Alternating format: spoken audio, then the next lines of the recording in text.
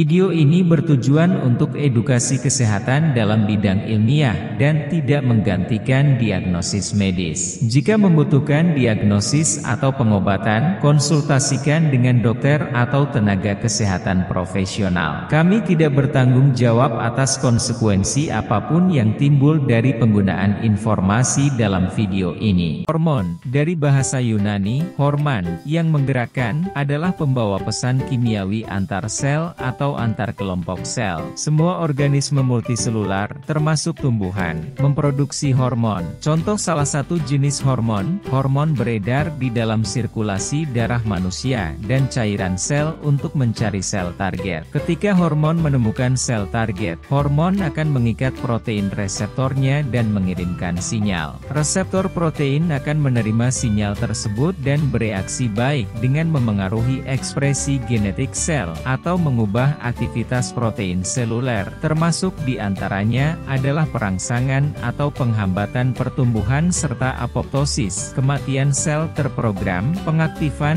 atau penonaktifan sistem imun, pengaturan metabolisme dan persiapan aktivitas baru, misalnya terbang, kawin, dan perawatan anak, atau fase kehidupan, misalnya pubertas dan menopause. Pada banyak kasus, satu hormon dapat mengatur produksi dan pelepasan hormon lainnya. Hormon juga mengatur siklus reproduksi pada hampir semua organisme multiselular. Pada hewan, hormon yang paling dikenal adalah hormon yang diproduksi oleh kelenjar endokrin vertebrata. Walaupun demikian, hormon dihasilkan oleh hampir semua sistem organ dan jenis jaringan pada tubuh hewan. Molekul hormon dilepaskan langsung ke aliran darah, walaupun ada juga jenis hormon yang disebut ektohormon, ektohormone, yang tidak langsung dialirkan ke aliran darah, melainkan melalui sirkulasi atau difusi ke sel target. Pada prinsipnya pengaturan produksi hormon dilakukan oleh hipotalamus, bagian dari otak. Hipotalamus mengontrol sekresi banyak kelenjar yang lain, terutama melalui kelenjar pituitari, yang juga mengontrol kelenjar-kelenjar lain. Hipotalamus akan memerintahkan kelenjar pituitari untuk mensekresikan hormonnya dengan mengirim faktor regulasi ke lobus anteriornya dan mengirim impuls saraf ke posteriornya dan mengirim impuls saraf ke lobus posteriornya. Pada tumbuhan, hormon dihasilkan terutama pada bagian tumbuhan yang sel-selnya masih aktif membelah diri, pucuk batang, cabang atau ujung akar, atau dalam tahap perkembangan pesat, buah yang sedang dalam proses pemasakan. Transfer hormon dari satu bagian ke bagian lain dilakukan melalui sistem pembuluh, xilem dan floem, atau transfer antar sel. Tumbuhan tidak memiliki kelenjar tertentu yang menghasilkan hormon.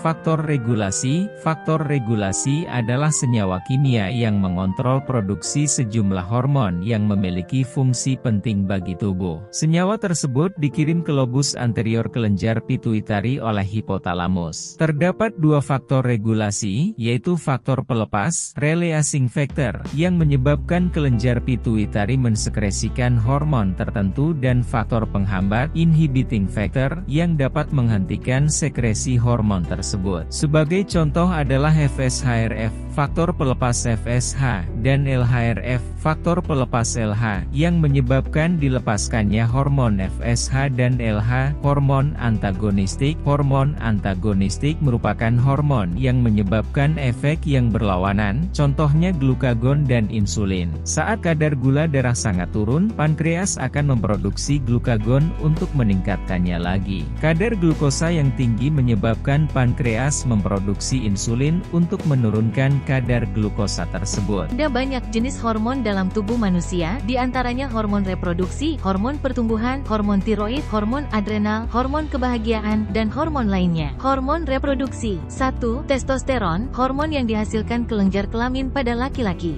2. Progesteron, hormon yang dihasilkan kelenjar kelamin pada perempuan. Dan 3. Estrogen, hormon yang dihasilkan kelenjar kelamin pada perempuan. Hormon kebahagiaan. 1. Serotonin, hormon yang membantu mengatur mood. 2. Dopamin, hormon yang memberikan rasa puas. 3. Oksitosin, hormon yang menguatkan ikatan sosial. Dan 4. Endorfin, hormon yang meredakan stres. Hormon lainnya. 1. Melatonin, hormon yang diproduksi di kelenjar pineal dan berfungsi sebagai antioksidan dan mengontrol tidur. 2. Tiroid, hormon yang diproduksi di kelenjar kelenjar tiroid. 3. Adrenalin. 4. Gastrin. 5. Hormon pertumbuhan HGH. 6. Insulin. 7. Paratiroid. 8. Kortisol. Dan 9. Aldosterone. Hormon merupakan senyawa dalam tubuh yang berfungsi mengatur fungsi sel dan organ dalam tubuh. Hormon juga berperan penting dalam mengatur metabolisme, perkembangan, fungsi reproduksi, dan suasana hati. Hormon kebahagiaan adalah hormon yang dapat meningkatkan perasaan senang dan bahagia seperti endorfin, dopamin, serotonin, dan oksitosin. Endorfin 1. Diproduksi oleh kelenjar hipofisis di otak. 2. Dikaitkan dengan olahraga seperti lari, jalan cepat, atau senam aerobik. 3. Berfungsi sebagai pereda rasa sakit alami termasuk nyeri saat persalinan. Dan 4. Dapat meningkatkan kadar endorfin dengan mengonsumsi makanan yang nikmat. Dopamin 1. Senyawa kimia di dalam otak yang memengaruhi suasana hati. 2. Berperan dalam menyampaikan rangsangan ke seluruh tubuh. Dan 3. Produksi kadar dopamin yang cukup dapat menyebabkan seseorang merasa bahagia. Serotonin 1. Dijuluki sebagai hormon yang membuat senang. 2. Berperan penting dalam mencegah kecemasan dan depresi. Dan 3. Kadar serotonin dapat ditingkatkan dengan olahraga, menghabiskan waktu di luar ruangan, dan tidur malam yang cukup. Oksitosin paling dikenal karena perannya dalam ikatan dan keterikatan. Meningkat dengan segala jenis sentuhan intim termasuk berpegangan tangan, berpelukan, berciuman, pijat, dan seks. Ada beberapa cara yang dapat dilakukan untuk meningkatkan hormon kebahagiaan, seperti berolahraga, berinteraksi dengan orang terdekat, dan mengonsumsi makanan sehat. Berolahraga secara teratur dapat meningkatkan hormon endorfin yang dapat mengurangi rasa nyeri dan memberikan energi positif. Olahraga juga dapat membantu mengatasi stres dan depresi. Berinteraksi dengan orang terdekat, bertemu, berinteraksi, dan bercanda bersama orang-orang tersayang dapat memicu rasa bahagia. Tertawa bersama orang terdekat dapat meningkatkan kadar endorfin yang dilepaskan. Mengonsumsi makanan sehat. Mengonsumsi coklat hitam dan makanan pedas dapat memicu produksi hormon endorfin dalam tubuh. Pastikan Anda tidak mengonsumsinya secara berlebihan, karena justru bisa menimbulkan keluhan di sistem pencernaan. Cara lain untuk meningkatkan hormon kebahagiaan. 1. Melakukan yoga dan meditasi. 2. Menghirup aromaterapi. 3. Melakukan sesi pijat. 4. Berjemur di bawah sinar matahari. 5. Mendengarkan musik yang membuat perasaan senang. 6. Menghabiskan waktu di luar ruangan. 7. Tidur siang. 8. Menonton komedi. Dan 9. Mencapai tujuan. Jika Anda memiliki tanda-tanda gangguan hormon seperti sulit tidur, mudah merasa lelah, dan menstruasi tidak teratur, sebaiknya konsultasi masalah tersebut ke dokter.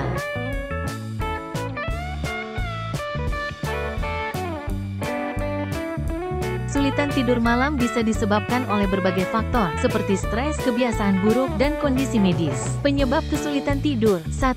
Stres, seperti stres pekerjaan atau beradaptasi dengan lingkungan baru. 2. Kebiasaan begadang. 3. Konsumsi kafein, nikotin, dan alkohol berlebih. 4. Konsumsi makanan berlebih sebelum tidur. 5. Penggunaan gawai sebelum tidur. 6. Penyakit tertentu, seperti sakit gigi, batuk pilek, stroke, dan artritis. 7. Gangguan aliran darah ke otak. Dan 8. Konsumsi obat-obatan tertentu seperti antidepresan, obat asma, atau obat tekanan darah. Gangguan tidur yang umum terjadi. 1. Insomnia, yaitu ketidakmampuan untuk tertidur atau tetap tidur. 2. Sleep apnea, yaitu kondisi ketika ada jeda dalam bernapas saat tidur. 3. Restless leg syndrome, RLS, yaitu keinginan kuat untuk menggerakkan kaki saat akan tidur. 4. Narkolepsi, yaitu kondisi tiba-tiba merasa sangat lelah dan bisa tertidur kapan dan di mana saja tanpa peringatan. Dan 5. Sleep terror, teror tidur, yaitu kondisi ketika penderita tampak ketakutan hingga berteriak ketika tidur. Cara mengatasi kesulitan tidur. Terapkan sistem pernapasan 4-7-8. Konsumsi makanan dan minuman yang dapat membantu mengatasi insomnia, seperti oatmeal, nasi, teh chamomile, susu hangat dan madu, kacang-kacangan, dan ikan. Hormon yang membantu tidur nyenyak adalah melatonin dan GH. Melatonin 1. Hormon yang diproduksi otak sebagai respons terhadap kegelapan. 2. Membantu mengatur ritme sirkadian, jam internal 24 jam, dan tidur. 3. Produksinya menjadi lebih aktif di malam hari. 4. Kadang-kadang disebut sebagai hormon tidur atau hormon kegelapan. Dan 5. Terpapar cahaya di malam hari dapat menghambat produksi melatonin. GH 1. Kadar GH meningkat selama tidur malam. 2. Penting untuk lipolisis dan pertumbuhan otot. 3. Berhubungan dengan tidur, meningkat selama tidur malam dan menurun saat tidur larut. Dan 4. Kurang tidur mengganggu hubungan tersebut, setidaknya untuk GH. Selain hormon, tanaman herbal seperti ginseng merah juga dipercaya dapat membantu mengatasi susah tidur atau insomnia secara alami. Mengonsumsi ginseng merah secara rutin diketahui dapat membantu mengatasi stres yang sering menjadi penyebab susah tidur. Gangguan tidur dapat diatasi dengan gaya hidup sehat, obat-obatan, dan terapi. Gaya hidup sehat. 1. Konsumsi makanan sehat dan bergizi seimbang. 2. Batasi konsumsi kafein dan alkohol. 3. Berhenti merokok. 4. Rutin berolahraga. 5. Hindari penggunaan ponsel atau alat elektronik lainnya sebelum tidur. 6. Hindari konsumsi makanan secara berlebihan sesaat sebelum tidur. 7. Atur pencahayaan dalam kamar. 8. Atur suhu kamar dingin. Dan 9. Mandi air hangat sebelum tidur. Obat-obatan. Sedares 25 mg obat insomnia yang mengandung difenhidramin hidroklorid 25 mg per tablet. Obat-obatan lain yang diresepkan oleh dokter. Terapi, aromaterapi atau bunga lavender, minum teh herbal, meditasi, latihan pernapasan seperti metode 4-7-8 dan mendengarkan musik yang menenangkan. Tips lain: 1. Tulis to-do list. 2. Baca buku. Dan 3. Konsumsi makanan yang mengandung magnesium seperti alpukat, pisang, dan coklat hitam. Jika Anda mengalami insomnia berat, segera hubungi psikiater untuk mendapatkan saran perawatan dan resep obat jika perlu. Glukagon dan adrenalin adalah hormon yang memiliki efek antagonis terhadap insulin. Efek antagonis ini terjadi di hati dan jaringan perifer. Glukagon 1. Diproduksi di sel alfa pankreas. 2. Disekresikan saat kadar gula darah rendah. 3. Menurunkan kadar glukosa dalam darah. 4. Merangsang hati mengubah glikogen menjadi glukosa. 5. Meningkatkan pengeluaran energi. Dan 6. Meningkat pada kondisi stres. Adrenalin menghambat sekresi insulin dari sel beta pankreas, membuka cadangan nutrisi internal untuk memenuhi kebutuhan energi langsung, merangsang produksi glukosa hati, merangsang lipolisis, mengurangi penggunaan glukosa. Glukagon dan insulin merupakan bagian dari sistem umpan balik yang menjaga kadar glukosa darah tetap stabil. Efek antagonis insulin dari glukagon dan adrenalin terjadi dengan cepat. Adrenalin menjadi hormon terpenting untuk pemulihan glukosa selama hipoglikemia. Untuk meningkatkan sensitivitas insulin, Anda dapat menerapkan gaya hidup sehat seperti berolahraga, mengonsumsi makanan bergizi, dan tidur yang cukup. Gaya hidup sehat. 1. Berolahraga secara teratur. 2. Menurunkan berat badan berlebih. Dan 3. Tidur yang cukup, yaitu 7-9 jam setiap malam. Makanan bergizi. 1. Mengonsumsi makanan seimbang yang kaya akan biji-bijian utuh, sayur-sayuran, kacang-kacangan, protein rendah lemak, dan benih. 2. Mengonsumsi makanan yang kaya akan lemak tak jenuh dan serat larut. 3. Mengonsumsi buah-buahan seperti buah naga yang kaya akan vitamin C. Dan 4. Mengonsumsi sayuran seperti kol, brokoli, bayam, dan kacang-kacangan. Camilan yang ramah terhadap resistensi insulin. 1. Irisan apel dengan selai kacang almond. 2. Parfait yogurt Yunani dengan taburan beri. 3. Batang wortel dengan hummus. Dan 4. Kacang campuran seperti kenari, almond, dan pistachio. Hindari lemak trans. Hindari makanan yang sering mengandung lemak trans seperti makanan panggang, donat, dan makanan cepat saji yang digoreng. Jika Anda mempertimbangkan untuk menurunkan berat badan, konsultasikan dengan penyedia layanan kesehatan Anda. Diabetes mellitus atau biasanya disebut kencing manis adalah suatu kelompok penyakit metabolik dengan karakteristik hiperglikemia yang terjadi karena kelainan produksi insulin, kerja dari insulin atau kedua-duanya. Diabetes sendiri memiliki trias gejala yaitu banyak makan, polifagi, banyak minum, polidipsi, banyak kencing, poliuria. Faktor resiko yang dapat meningkatkan angka kejadian diabetes yaitu pola hidup yang tidak baik, aktivitas fisik yang kurang atau kelelahan, riwayat konsumsi makanan tinggi gula, riwayat keluarga penderita diabetes atau pernah melahirkan anak dengan berat di atas 4 kg, istirahat yang kurang dan lain sebagainya. Seseorang dapat dikatakan DM bila 1. Kadar gula darah puasa 126 mg/dl, di mana puasa berarti tidak ada asupan makanan atau minuman berkalori selama minimal 8 jam, atau 2. Kadar gula plasma sewaktu 200 mg/dl dengan keluhan trias klasik, atau 3. Pemeriksaan glukosa plasma 200 mg/dl setelah tes toleransi glukosa. 4. Pemeriksaan HbA1c 6,5%. Terapi yang dapat diberikan pada penderita DM sendiri dibagi menjadi 3 jenis yaitu 1. Terapi pola hidup. 2. Obat-obatan dari beberapa golongan seperti golongan sulfonylurea, biguanid, penghambat alfa-glukosidase, DPP. 4. Yang tergantung bagaimana kondisi pasien dan sesuai dengan dokter yang memeriksa Anda. 3. Terapi insulin saat pengobatan tidak dapat mengatasi atau disertai dengan beberapa kondisi yang mengharuskan penggunaannya. Anda. Pemberian insulin melalui suntikan bertujuan untuk mengontrol kadar gula darah dengan lebih efektif pada penderita diabetes dengan memasukkan hormone insulin sintetis untuk menggantikan kerja dari insulin tubuh. Berdasarkan apa yang Anda sampaikan, gula darah 113/126 mg/dl merupakan kadar gula darah normal, namun gula darah ini normal oleh karena penggunaan dari insulin. Oleh karena itu, pemberian insulin tetap wajib diberikan mengingat indikasi yang ada, dan pengobatan hanya dihentikan bila didapatkan kontraindikasi pada pasien. Indikasi pemberian insulin dapat diberikan pada pasien dengan 1.